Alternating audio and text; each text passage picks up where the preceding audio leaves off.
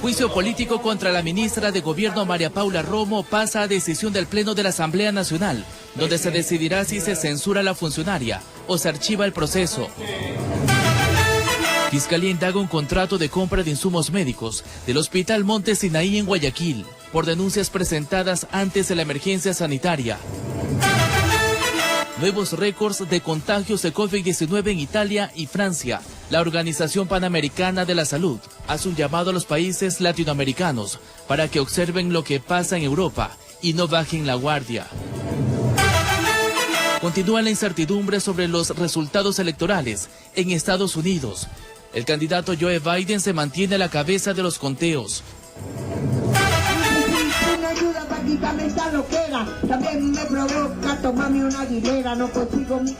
Adulta mayor que rapea en los buses causa sensación en Colombia. Así empieza la noticia. Emisión estelar.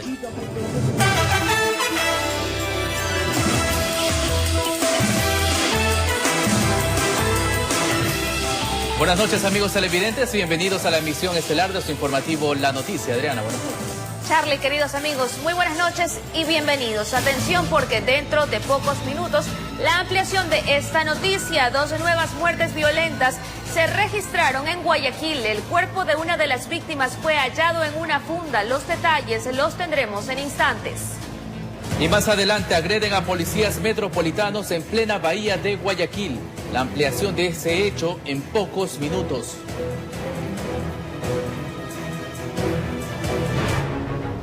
La Fiscalía investiga un contrato de compra de insumos médicos del Hospital Monte Sinaí en Guayaquil. El monto ascendería a $500,000 y esta indagación corresponde a denuncias presentadas antes de la emergencia sanitaria. Personal de Fiscalía y peritos de Criminalística de la Zona 8 ingresaron a las instalaciones del Hospital de Monte Sinaí al noroeste de Guayaquil para revisar documentación del área financiera y retirar un contrato original por la compra de insumos médicos. Realizar la diligencia de fijación, rotulación, embalaje y posteriormente ingreso a la respectiva cadena de custodia de los documentos y soportes que sirvieron para que el gerente suscribiera un contrato con un ganador del mismo, en la cual se determinaban varios insumos por un monto de aproximadamente $497,000 más IVA. Eso hay que sumarle el 12%, que podría ser aproximadamente $560,000 el monto. Son netamente insumos quirúrgicos. El fiscal César Suárez investiga un presunto delito de peculado que es sancionado con una pena privativa de libertad de 10 a 13 años. Se inició en base a una denuncia presentada por un exgobernador de esta provincia del Guayas. Y a efectos de determinar si existe sobreprecio o no, la Fiscalía dispuso ya a un perito para que determine en qué insumos existiría el sobreprecio. ¿Esto sería post pandemia, antes de la pandemia, durante la pandemia? Unos días antes de que se inicie el estado de excepción, unos días antes que se declare el tema de la pandemia en el Ecuador. Estas diligencias son parte de una investigación que está en curso por la adquisición de medicinas. La persona con la cual contrató el director es una persona natural. Estamos hablando del director de la Casa de Salud, el actual. Son funcionarios, no podría determinar si es que son los funcionarios actuales, eso lo vamos a determinar una vez que tengamos las respectivas acciones personales, encargos y funciones que cumplen los mismos dentro de esa Casa de Salud. Informó Roselena Vázquez.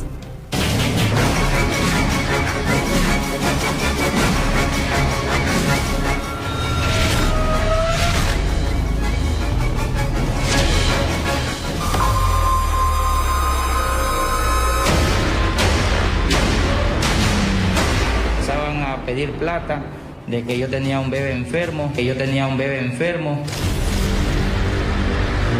usted es de los que publica mucha información personal en redes sociales, cuidado, porque podría estarse exponiendo a que alguien llegue a suplantar su identidad. Había 3 de mi papá, 2 de mi hermana, de mi mamá, de amistades, más de 50 amigas en común le habían cambiado los nombres y los apellidos.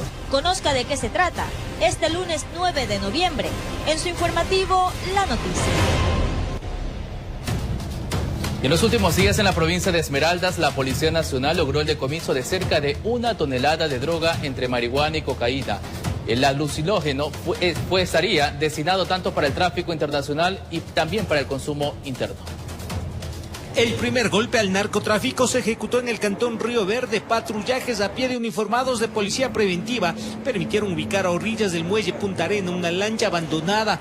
La vigilaron por varias horas y ninguna persona o pescador se acercó. Los policías nadando llegaron hasta la fibra que guardaba 166 envolturas tipo ladrillo, cubiertas con cinta de embalaje. Fue alertada de que existiría una embarcación posiblemente con droga.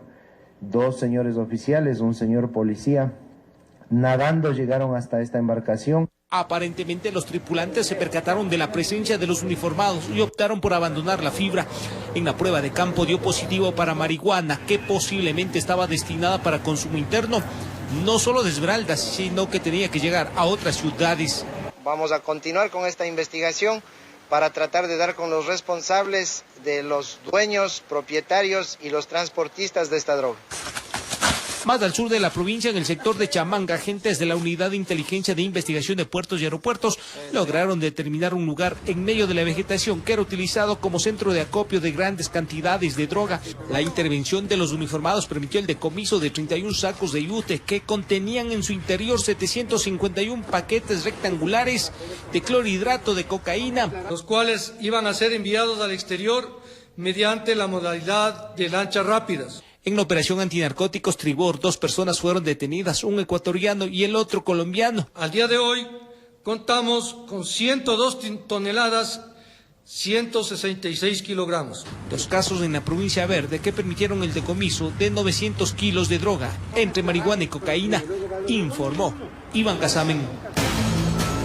Como lo anunciamos, 2 muertes violentas se registraron durante las primeras horas de este jueves en diferentes sectores de Guayaquil. Uno de los cuerpos fue arrojado en un botadero de basura.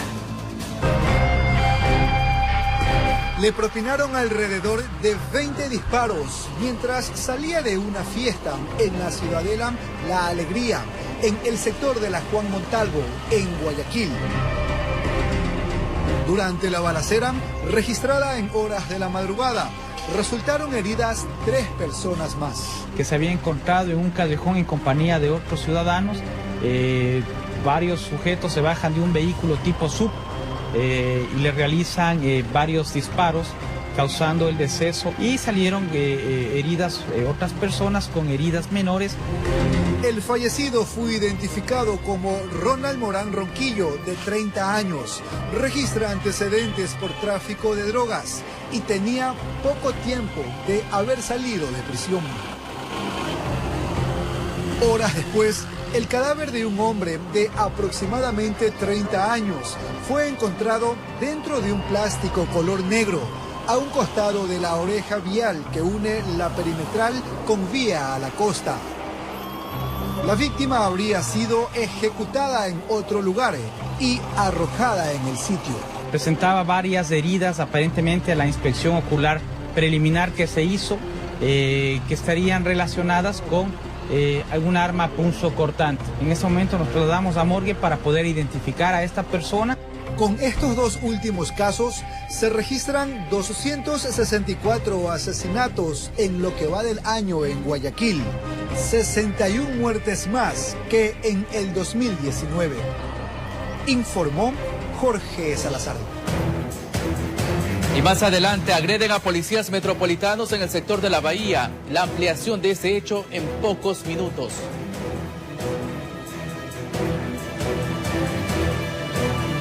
Personal de limpieza provocó desmanes dentro del Hospital Teodoro Maldonado Carbo del IES al sur de Guayaquil, exigiendo el pago atrasado de sus sueldos. Durante los incidentes se necesitó la presencia de la Policía Nacional. El IES ha indicado que esto es un problema de administraciones anteriores. Las imágenes corresponden a la tarde de este jueves en el exterior del área de gerencia del Hospital Teodoro Maldonado del IES en Guayaquil, donde se concentró un grupo de trabajadores externos que realiza trabajo de limpieza en el sanatorio, que reclamaba supuestamente 9 meses de sueldos.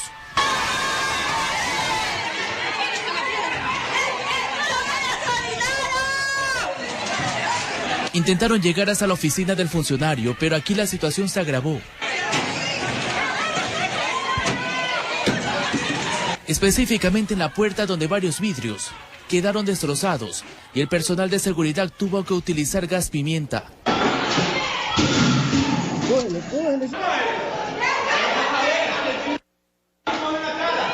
y se solicitó la presencia de la Policía Nacional, con varios uniformados que también acudieron a estas instalaciones. Ellos forman parte de la lista de varios proveedores que estarían enfrentando el mismo inconveniente de pagos, con una cifra que superaría los 50 millones de dólares. Aquí los manifestantes indicaron que esperan una respuesta urgente de parte de las autoridades. Además mencionaron que no aguantan más trabajar en aquellas condiciones.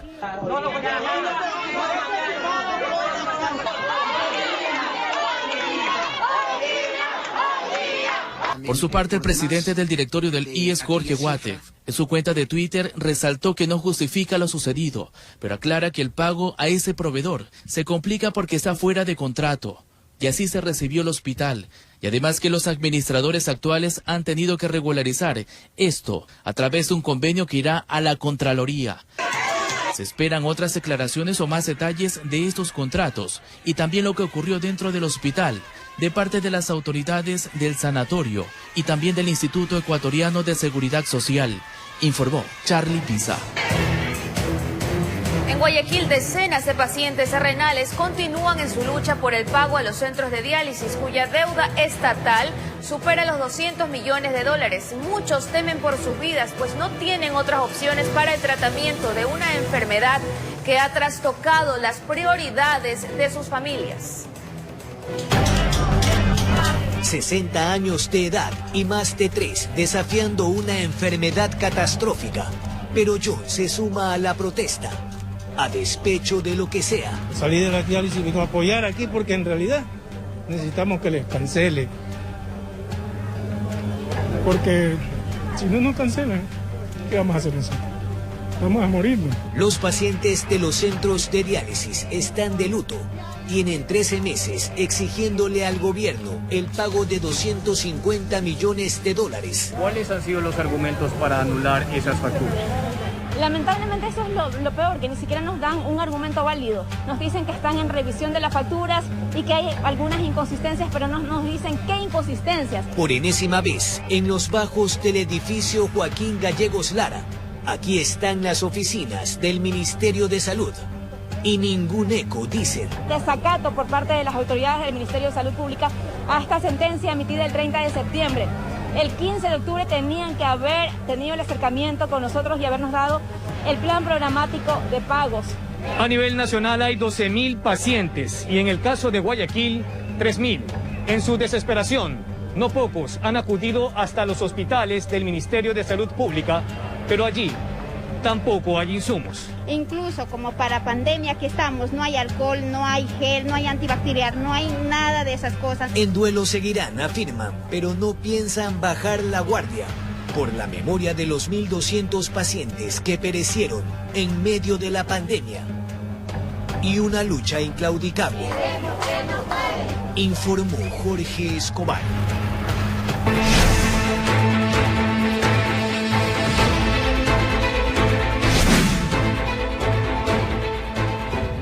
Dueños de discotecas, bares y licoreras se expresaron en contra de las medidas adoptadas por la alcaldía de Guayaquil, pues afirman que empezaban a reactivarse y que las nuevas restricciones los perjudicará y obligará a cerrar sus locales. Julio César Saona dialogó con algunos de ellos. Se prohíbe el expendio de bebidas alcohólicas durante las 24 horas del día, los días jueves, viernes, sábados, domingos y días feriados. Tras el anuncio de lo dispuesto por autoridades municipales, los dueños de discotecas y bares se manifestaron. Están en contra de lo expuesto por la alcaldía. Según dicen, consideran es un fuerte golpe a su economía, pues empezaban a ver resultados y ahora lo que van a divisar son pérdidas, es lo que aseguran. Está castigando el comercio, porque no está limitando la circulación. Va a seguir habiendo. Lo que está afectando realmente a los comercios de Guayaquil. Si alguien quiere festejarse un cumpleaños en un restaurante en Guayaquil, no lo va a hacer en Guayaquil, lo va a hacer en San Borondón, lo va a hacer en Daule, lo va a hacer en Durán, que sí pueden consumir bebidas alcohólicas. Nos está obligando a cerrar.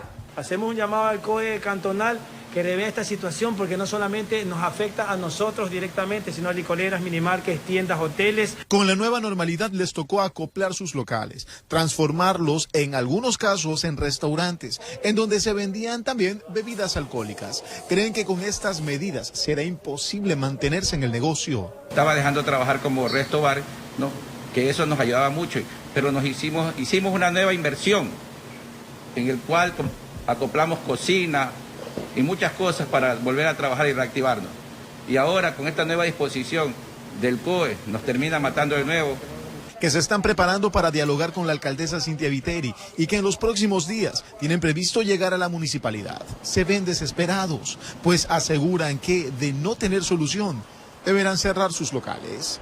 Informó Julio César Saona. Es que en el plano internacional la pandemia no da tregua en Europa. Francia registró en las últimas 24 horas nada menos que 58.046 nuevos casos confirmados de COVID-19, la cifra más alta desde que se realizan pruebas de diagnóstico a gran escala, mientras que Grecia también anunció un nuevo confinamiento para intentar detener la propagación de este mortal virus. Francia enfrenta un aumento de pacientes graves por coronavirus. Así lo informó el ministro de Salud de ese país, Olivier Véran. Los pacientes con COVID-19 representan ahora más del 85% de la capacidad inicial de cuidados intensivos de los hospitales franceses. Otras 363 personas murieron a causa del virus, lo que eleva el total a 39.037. La cifra de nuevos contagios en la última jornada superó los 58.000 casos. La situación llevó al primer ministro francés, Jean Castex, a tratar la situación de la pandemia en Europa con la canciller alemana Angela Merkel a través de una videoconferencia. Mientras tanto, Italia registró 34.505 nuevos contagios de coronavirus en las últimas 24 horas, el mayor dato jamás registrado, y los muertos fueron 445, la peor cifra en 6 meses. El gobierno italiano advirtió que podría quedarse sin camas de cuidados intensivos a fines de noviembre, por lo que espera que el confinamiento permita la reducción de los contagios. Por otro lado, en Reino Unido entró en vigencia la nueva cuarentena establecida por las autoridades para detener el rebrote del virus y que se extenderá hasta el 2 de diciembre. Las calles de Londres amanecieron casi desiertas. El gobierno británico recomendó cerrar la mayor parte de las zonas comerciales e hizo un llamado a los ciudadanos para que trabajen en casa siempre que sea posible. La pandemia también causó estragos en Grecia, donde el gobierno decretó un nuevo confinamiento en todo el país desde este sábado hasta finales de mes. Ante el avance incontrolado de la segunda ola de COVID-19, cerrarán todos los comercios, salvo las tiendas de alimentos, farmacias, gasolineras, y se mantendrá la enseñanza primaria. Con este panorama, Europa superó a América Latina en número de contagios, con 11.6 millones de infectados y más de 290.000 muertos. Esta segunda ola llevó a la Asamblea General de la ONU a celebrar una cumbre excepcional sobre la pandemia los días 3 y 4 de diciembre en Nueva York para reforzar la cooperación internacional. Mientras tanto, Jacques Barbosa, director asistente de la Organización Panamericana de la Salud, hizo un llamado para que los países de Latinoamérica, incluso los que lograron disminuir las tasas de transmisión de coronavirus, miren con atención lo que pasa en Europa para que no bajen la guardia, informó Wilber Quiñones.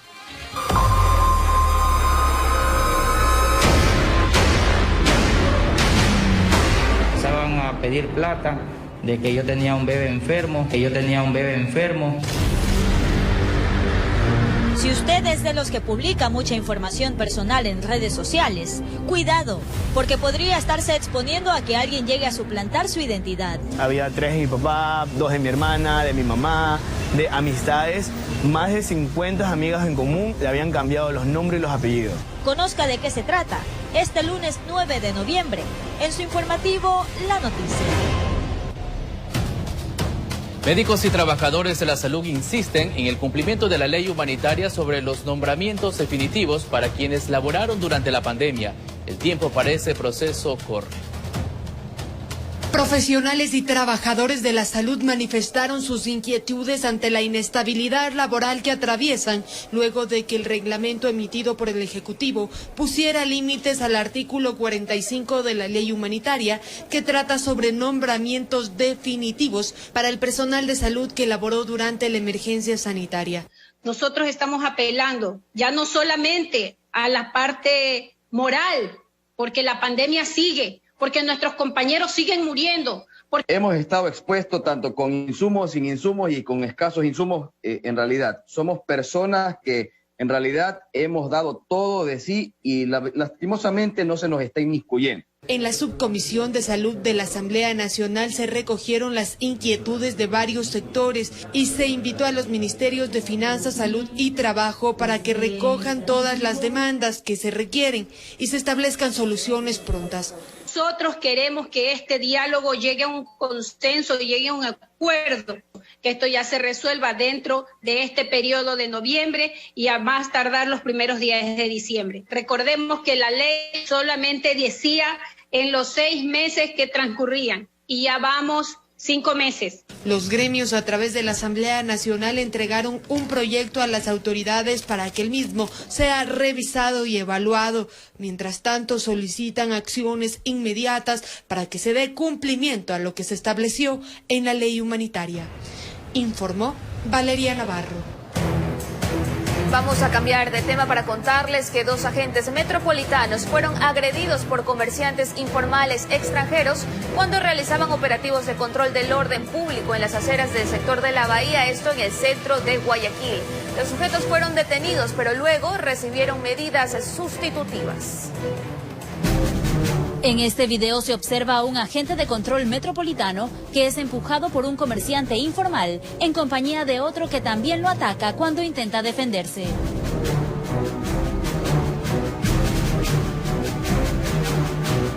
Mientras continúa la agresión, se observa a otro agente a quien le lanzan un palo y luego un zapato.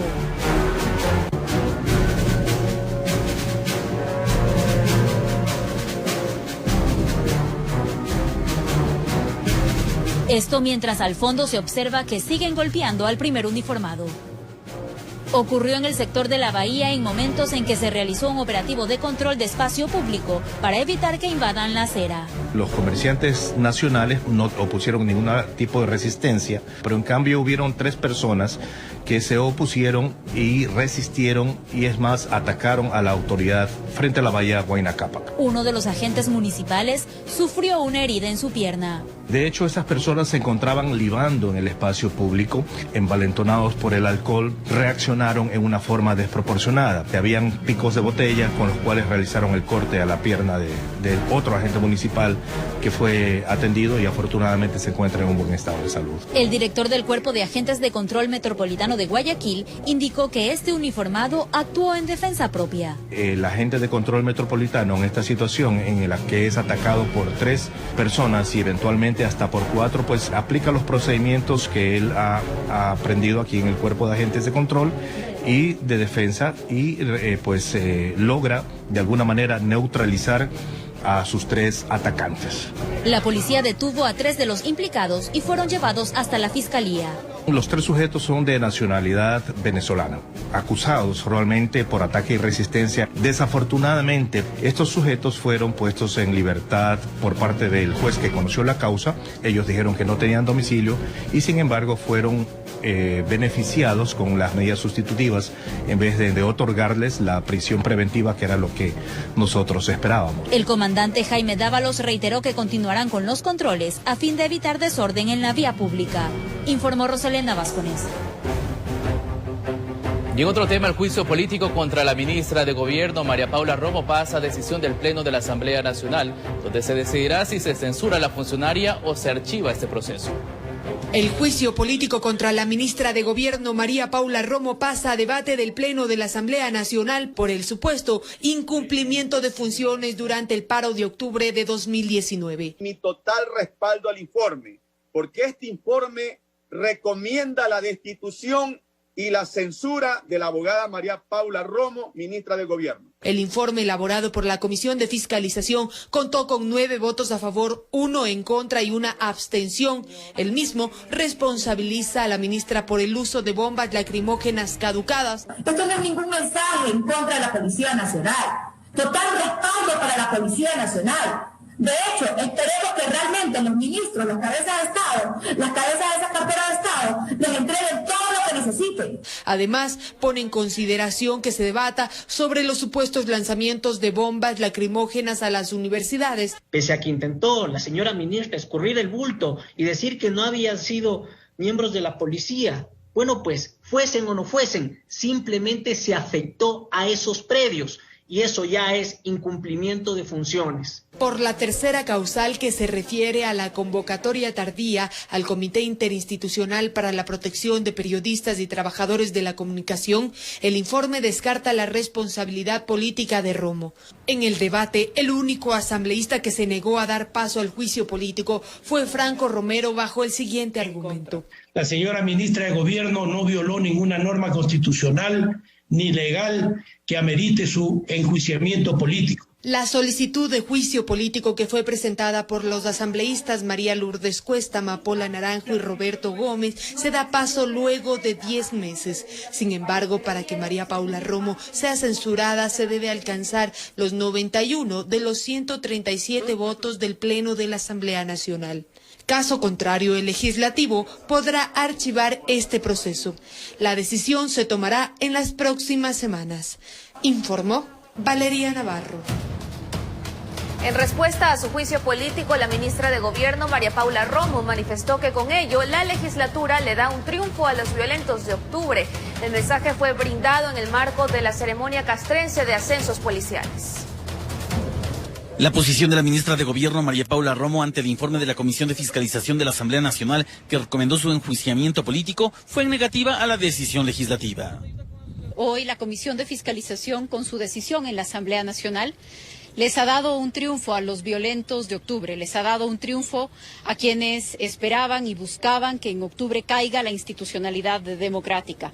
Así es como lo tomo. De ahí derivó que con ello el mensaje para la institución policial es que se pone en duda la legitimidad con la que los gendarmes pueden utilizar la fuerza. Estaré en el Pleno, como estuve ante la Comisión, para respaldar las decisiones de la Policía Nacional, las decisiones operativas, para explicar la diferencia entre unas y otras, aunque creo que el tema de las bombas lacrimógenas es solo un pretexto. Señaló que lejos del apoyo temporal y coyuntural que han recibido grupos violentos, la Policía Nacional goza de la fortaleza de la ciudadanía. En ese contexto, durante la ceremonia castrense de ascenso de generales y oficiales, se pudo percibir el respaldo de la policía hacia la funcionaria. Las impresiones policiales reconocen en usted, señora ministra y señor viceministro, la firmeza y la frontalidad para asumir el rol y ejercer el control. No ha utilizado la policía como mecanismo de opresión o persecución política. Dentro de este evento formal, donde se ascendió a 5 generales y 7 oficiales, además se condecoró a la ministra de Gobierno por la medalla Gran Cruz del Orden y Seguridad Nacional, misma que se concede en justicia por los intereses institucionales.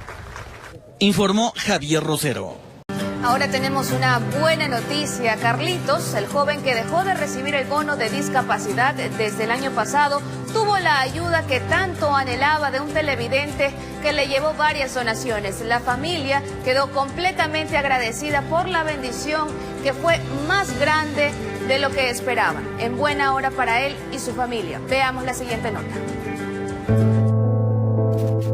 En días pasados les presentamos el caso de Carlos Zambrano, quien tiene parálisis cerebral espástica. Sus músculos están rígidos y en consecuencia se mueve con dificultad. Por eso su madre constantemente debe estar pendiente de cada paso que da. Si no tiene dónde sostenerse, es ella la que lo traslada de un lugar a otro para evitar que se caiga. Para doña Juana la situación ha sido compleja porque no cuenta con recursos económicos para que su hijo pueda seguir un tratamiento. Él recibía el bono de $50 y de ahí para acá ya le suspendieron y yo lo que pido es que me hagan el favor de ayudarme. Y la ayuda llegó de una manera inesperada, porque un empresario, tras ver el reportaje de forma anónima, decidió enviarle alimentos. También la silla de ruedas que Carlitos tanto necesitaba, lo que le llenó de mucha alegría. El dueño de esta empresa de la cual yo represento, su papito sufrió de lo mismo, pues no, un accidente cerebrovascular, y es por este motivo que nos hemos sensibilizado. Pero eso no fue todo. Mensualmente le vamos a hacer nosotros lo que es una donación de $100 mensuales para Carlitos, para que pueda ayudarse en lo que más pueda, pues no. Y en este momento, como representante como abogada de la compañía de la cual yo represento, le vamos a hacer la entrega de $100 a la mamá de Carlitos. Doña Juana y su hijo jamás pensaron que una persona totalmente extraña para ellos les diera incluso más de lo que pudieran imaginar.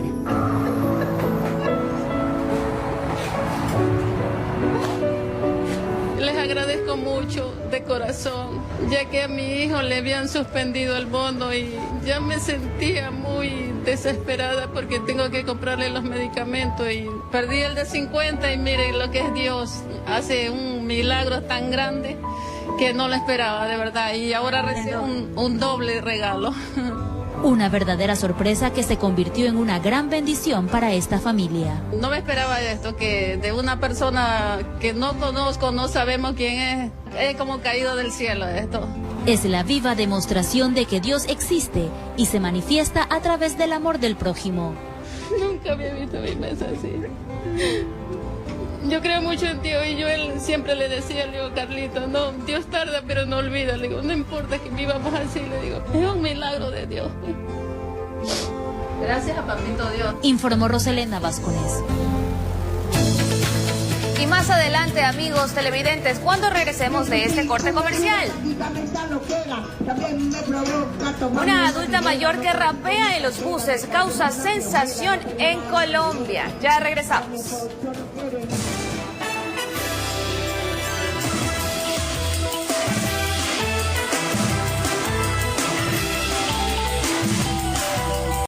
Y en nuestro país, el Partido Social Cristiano propone la exoneración de impuestos al sector turístico, así como a pequeños productores, con el fin de reactivar la economía del país.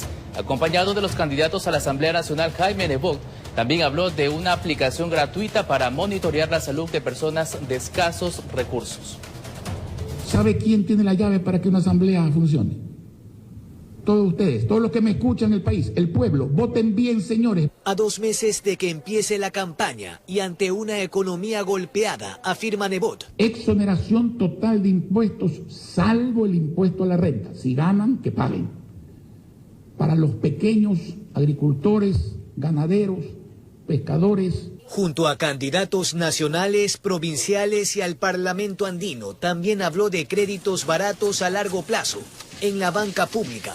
Lo que yo sí aspiro de la banca privada es que la banca privada extranjera se le permita venir al Ecuador a competir con la banca nacional para que bajen las tasas de interés. Que el dinero de los afiliados al IES y de la fuerza pública se quede en sus bolsillos y que no toquen los fondos de los GATS. Pasar automáticamente esa cuenta al Banco Central del Ecuador para que haga el papel de retener. Quien incumpla esta disposición será cesado. 8.000 millones de dólares en este momento están comprometidos en papeles para el Estado, es decir, para cubrir las urgencias fiscales. Además, ampliar el modelo de Internet y dispositivos gratuitos de Guayaquil a escala nacional para los segmentos populares, con un valor agregado. Que tengan entre sus miembros personas con preexistencia de problemas cardíacos, especialmente presión arterial elevada. Van a ser monitoreadas, controladas y diagnosticadas a través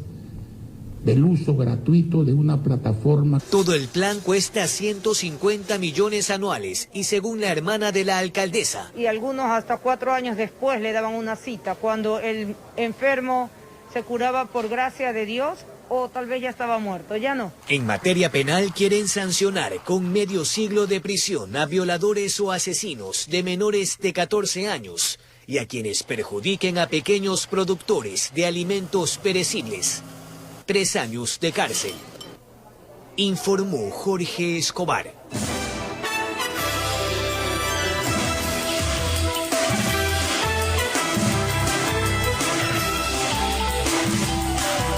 Muchas gracias y así finalizamos la emisión estelar. Buenas noches.